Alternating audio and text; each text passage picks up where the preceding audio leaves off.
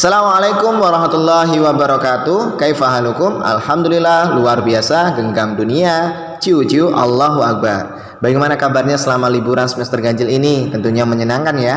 Tak lupa liburannya tetap dijaga kesehatannya, kemudian ditambah ibadahnya, semangat murojaahnya, dan semangat sholat duhanya. Anak-anak Ustadz yang Ustadz banggakan, pada kesempatan pagi hari ini kita akan melanjutkan pembelajaran kita di semester genap yang insya Allah kita akan membahas materi PAI tentunya di bab 8 melanjutkan materi kita. Namun sebelum kita mulai, marilah kita agar mendapatkan ridho dari Allah Subhanahu wa taala dalam pembelajaran kita mengucap lafal basmalah. Bismillahirrahmanirrahim. Di semester genap ini kita akan membahas di bab 8 yaitu tentang materi amanah, gemar membaca, dan tanggung jawab. Silakan anak-anak bisa membuka buku cetaknya di halaman 75 yaitu di materi pertama yaitu adalah amanah. Amanah artinya adalah kepercayaan atau sesuatu yang dipercayakan atau yang dititipkan. Dalam kata lain, amanah artinya adalah segala hak yang dipertanggungjawabkan kepada seseorang yang berkaitan dengan Allah Subhanahu wa taala dan manusia. Sifat amanah merupakan tanda kesempurnaan iman seseorang. Jika hal ini dilanggar, orang tersebut dapat dikatakan sebagai seseorang yang khianat atau yang ingkar janji atau ingkar amanah. Sejak sebelum diutus sebagai Rasul, Nabi Muhammad SAW telah dikenal sebagai seorang yang al-amin. Al-amin artinya adalah orang yang dapat dipercaya, pribadi yang amanah dan tak kenal khianat. Oleh karena itu, beliau banyak mengajarkan umat untuk menjadikan seseorang yang amanah, tidak menyembunyikan atau mengingkari sesuatu. Allah Subhanahu wa taala menjelaskan dalam firman-Nya yaitu dalam Quran surah An-Nisa ayat 58, A'udzubillahi minasyaitonirrajim. Bismillahirrahmanirrahim. Innallaha ya'murukum an tu'addul amanati ilal ahliha wa idza hakamtum bainan nasi an tahkumu bil adli. Innallaha ni'ma ya'idukum bih.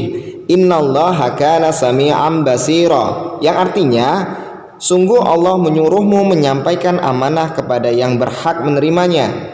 Dan apabila kamu menetapkan hukum di antara manusia, hendaknya kamu menetapkannya dengan adil. Sungguh Allah sebaik-baiknya yang memberi pengajaran kepadamu. Sungguh Allah Maha mendengar serta Maha melihat. Quran surah An-Nisa ayat 58. Itulah tadi dalil terkait kita harus bersikap amanah. Anak-anak Ustadz yang Ustadz banggakan, adapun makna perilaku amanah, amanah merupakan suatu sikap yang terpuji atau akhlak mahmudah. Ia wajib dilaksanakan oleh manusia yang dilimpahkan amanah tersebut.